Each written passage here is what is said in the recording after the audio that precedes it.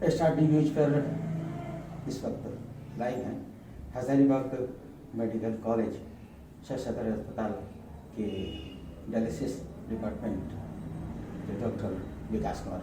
Sir, आपका starting news में बहुत बहुत स्वागत। साथ ही साथ नमस्कार। धन्यवाद अशोक जी।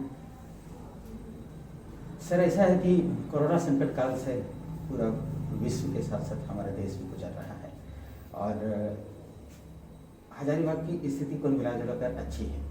हजारीबाग में 3 कुल पॉजिटिव मरीज आए थे जिनका इलाज सदर अस्पताल मेडिकल कॉलेज बाग में संपन्न हुआ।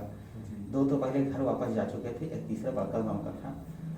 वो भी ऐसी खबर आ रही है कि मेडिकल कॉलेज से उसे भी घर वापस भेज दिया गया 2 टेस्ट निगेटिव आने के बाद। तो पूरा प्रबंधन जो है हॉस्पिटल प्रबंधन बधाई का पात्र है। अब चूँकि आप डायलिसिस विभाग में हैं तो डायलिसिस विभाग अभी भी चालू है, आपका मरीज आ रहे हैं, उनका डायलिसिस चल रहा है? डायलिसिस विभाग अभी भी चालू है। सारे मरीज जिनको डायलिसिस चाहिए उनको ये फैसिलिटी कभी भी बाधित नहीं है, वो चल रही है। अच्छा, कभी ऐसा हुआ है कि डायलिसिस आपने जितने लोगों को आप कर रहे हैं तो किसी न किसी प्रकार से किडनी की बीमारी से ग्रसित हैं, जब उन्हें आप छोड़ते हैं तो वो उनका भी खतरा बना रहता है, क्योंकि जिनका हार्ट किडनी और ब्लड प्रेशर की बीमारी है, शुगर की बीमारी है, तो उनका संक्रमण अगर होता है तो काफ़ी सावधानियाँ बरतने की आवश्यकता है। तो संक्रमण से बचने के लिए वैसे मरीजों को कि मतलब उनका लाइफ स्टाइल जो है किस प्रकार से होना चाहिए, इसके बारे में थोड़ी जानकारी दें। जी, सबसे पहले तो अशोक जी मैं आपको बता देना चाहूँगा कि देखिए डायलिसिस की जो सुविधा होती है, जिन मरीजों का किडनी बिल्कुल काम नहीं करता वैसे मरीजों को डायलिसिस करवाना पड़ता है अपना हफ्ते में 2 से 3 बार। जी, ठीक है, वो अपना 4 घंटे का डायलिसिस लेते हैं, फिर वापस घर चले जाते हैं। अभी कोरोना संकट काल में क्या होता है कि अगर वो जब आना जाना करते हैं घर से तो इस बीच में संभावना रहती है कि वो किसी कोरोना पॉजिटिव व्यक्ति के संपर्क में आकर वो खुद भी पॉजिटिव हो जाए। हाँ।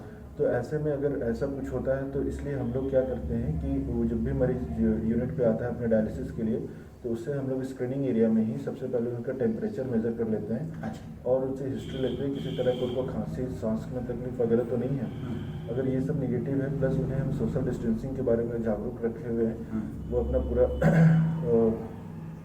हाइजीन मेंटेन करते हैं, मास्क पहनते हैं, ग्लव्स पहनते हैं, लोगों से दूरी में बनाए रखते हैं। अगर ऐसे वो परहेज करते हैं, सारे मरीज को जागरूक किया हुआ तो वो सब परहेज करते हैं और अभी तक ऊपर वाले की दुआ से ऐसा कुछ भी परेशानी नहीं है। मेरे सारे मरीज अभी फिलहाल यहाँ सदर अस्पताल में जितने भी हैं वो स्वस्थ हैं, उन्हें कभी भी वैसा कोई लक्षण नहीं दिखा कि वो कोरोना पॉजिटिव हो सके। वैसे मरीज अभी तक आपके संपर्क में नहीं आए हैं।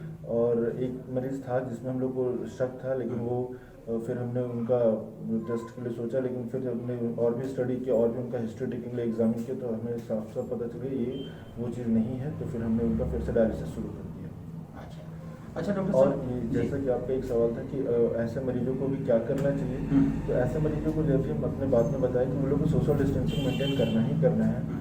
लोगों के ज़्यादा से दूरी बनाए रखना, कम से कम 1 गज की दूरी ज़रूर रखना, जैसा कि प्रधानमंत्री नरेंद्र मोदी जी ने हम लोग को बताया, पूरे देश को अभी में बताया है। तो वो चीज़ को मेंटेन करना है। साथ ही साथ आपको मास्क हमेशा पहन के रखना है, इसी मतलब कम से कम ऑब्जेक्ट्स को टच करना है और समय समय पे हैंड वॉश करना है। सब जब भी वो हैंड सैनिटाइजर हैंड वॉश करना है।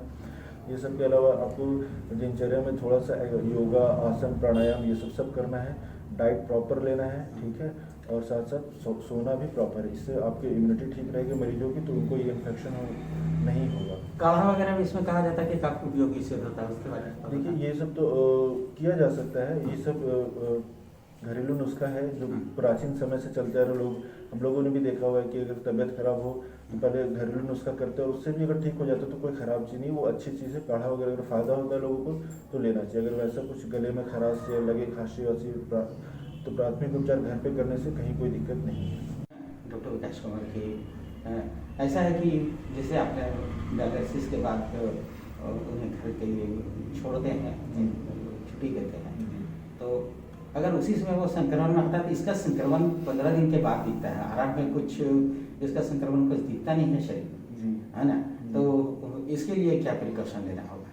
तो उसके लिए प्रिकॉशन ही एकमात्र उपाय है। देखिए हम लोग को सोशल डिस्टेंसिंग तो करना ही है ना।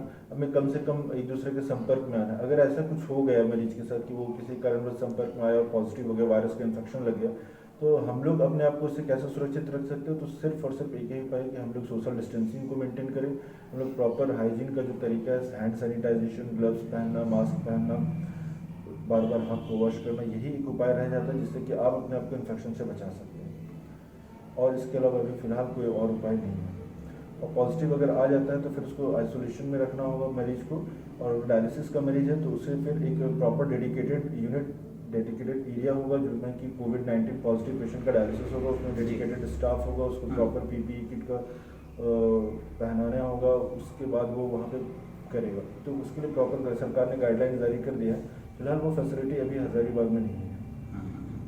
बहुत से लोग बाहर से छात्र वगैरह कोटा वगैरह में फंसे हुए थे, उसमें हजारीबाग में बहुत से लोग आ रहे हैं, तो उनके लिए हॉस्पिटल प्रबंधन पूरा चुस्त मुस्तैद है। जी, हॉस्पिटल प्रबंधन बिल्कुल।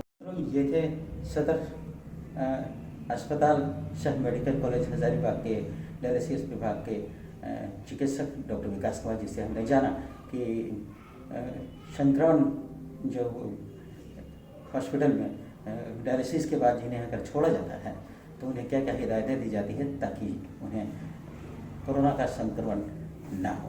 एक अच्छी चर्चा हमारे बीच हुई है, उम्मीद है आपको अवश्य ही आप सब लाभान्वित होंगे।